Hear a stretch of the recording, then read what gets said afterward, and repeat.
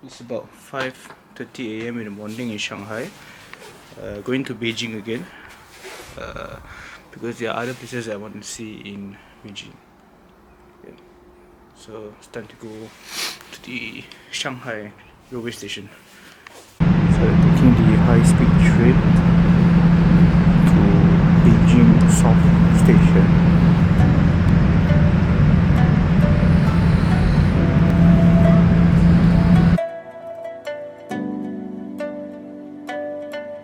Right now it's very cold in Beijing. Okay. Okay. I am at the front of the main gate of the Forbidden City. So I'm also at Tiananmen Square.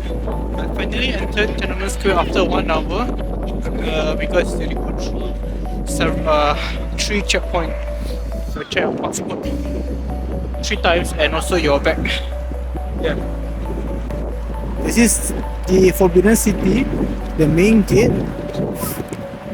and this is like the icon of Beijing or China. The Forbidden City and the portrait of Chairman Mao Zedong at the front.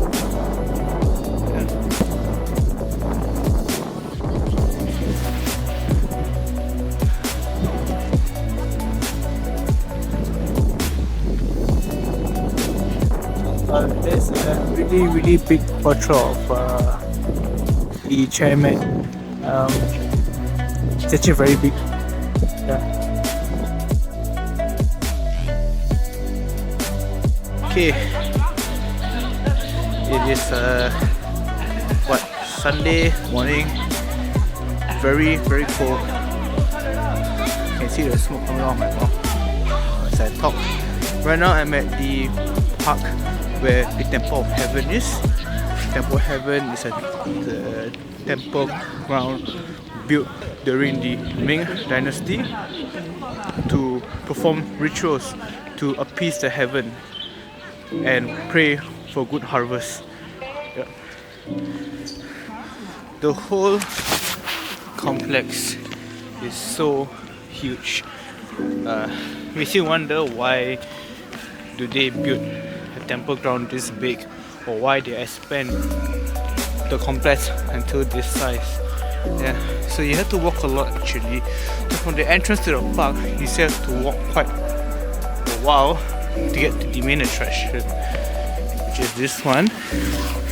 The building behind this gate here. So this is called the Hall of Prayer of Good Harvest, built during the Ming Dynasty. So this is specifically used to pray for good harvest because they believe that the heavens is the one that control the weather, and if they control the weather, they can control whether you can have a good harvest or not. Hence, your life, your survival depends on the heavens. So they believe that they need to appease the heavens.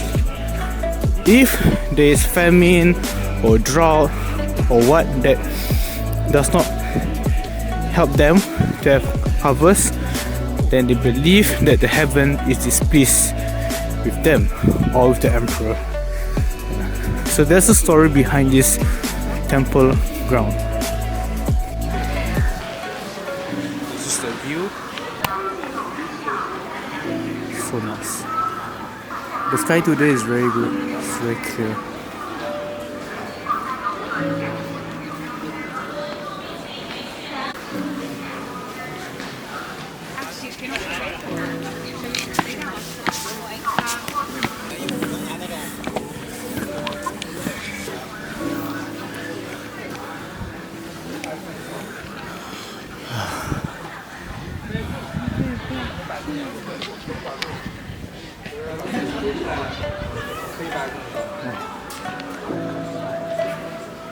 Reminds me of what I saw in Gyeongbokgung Palace in Korea.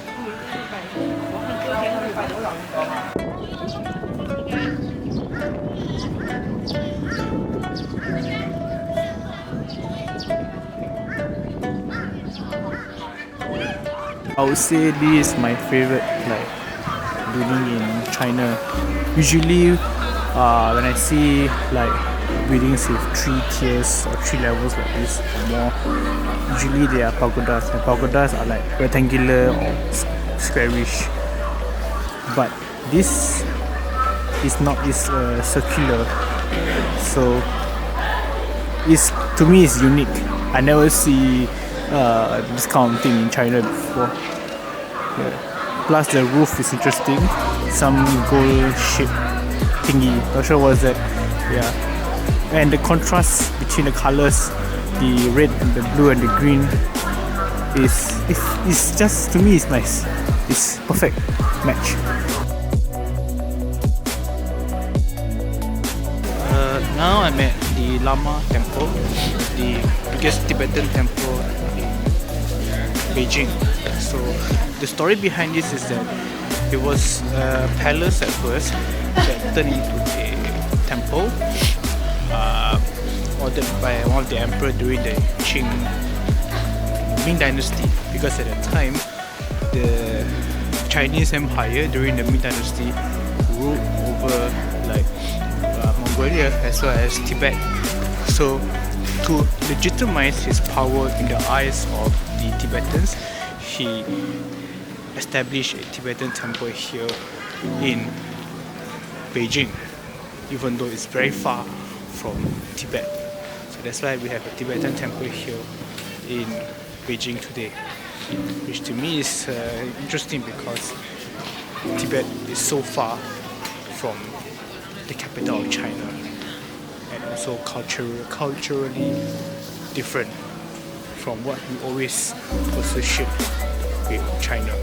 These people are still praying here at the temple. You can still see Tibetan alphabets on the temple, on the buildings. So over here, the signage in the blue, you have Chinese as well as Tibetan alphabet, and I believe there's also Mongolian alphabet. I think so. Yeah. So, now the smell of incense here is very strong.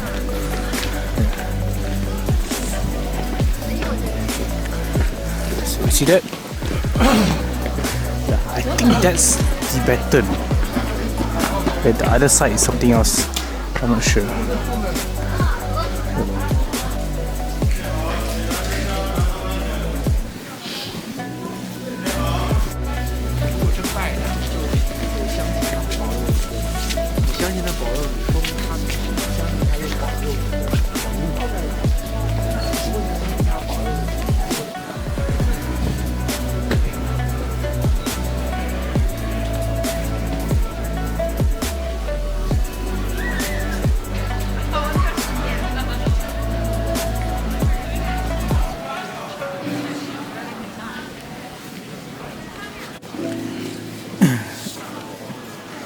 This interior reminds me of the film that I watched before, a film from Bhutan called The Cup. And the scene here is something that is familiar, something that I can recognize as Tibetan Buddhism. If the movie is about Tibetan Buddhism, they have the red robes on top of this gold carpet, all facing each other, alongside with this Buddha with a headgear on him. So what's interesting is that if you look at this temple, it doesn't look like a Tibetan temple. It just looks like a normal Chinese temple, an unimpressionable one. But what gives off is this kind of like design, as well as the Tibetan alphabets that you can find. Wow. I will see. I never see a Buddha like this before. Buddha with this headwear. Look on top.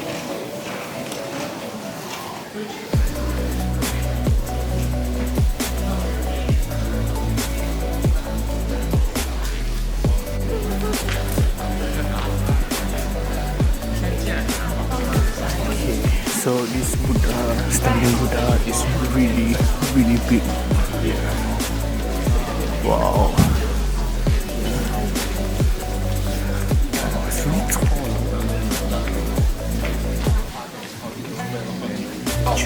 这都没说话呢。只有佛道人，没有人叫佛的。你是对大佛的尊重，没有这种说法。怎么没有啊？您说说啊。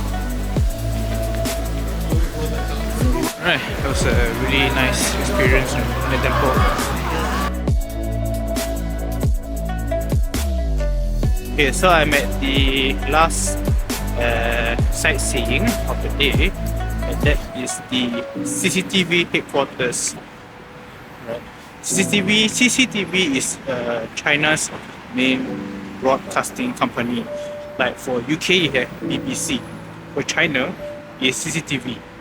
And it's right behind me. Yep, that's the one. So the architecture is interesting because they just like cut out a hole in the middle just like that. And at the same time, this is engineer's nightmare because there's nothing that supports this on the underside of it, so they have to create a very strong cantilever. CCTV headquarters. So that's it for Beijing. Beijing is nice. It's a very big city. I didn't expect it to be that big. The attractions are spread out, and also each attractions are very very big. Reflects the Beijing as like monumentality. They love to make big buildings, massive buildings, especially for government buildings. Yeah. So I think this one, for me, the CCTV headquarters is just the legacy of Beijing being the center of Chinese power. It is massive, it is imposing, it is huge, and it's memorable. So that's what I like about Beijing. Alright, so it's time for me to go back to Shanghai. I'm gonna go to Beijing Nan, or Beijing South Railway Station right now.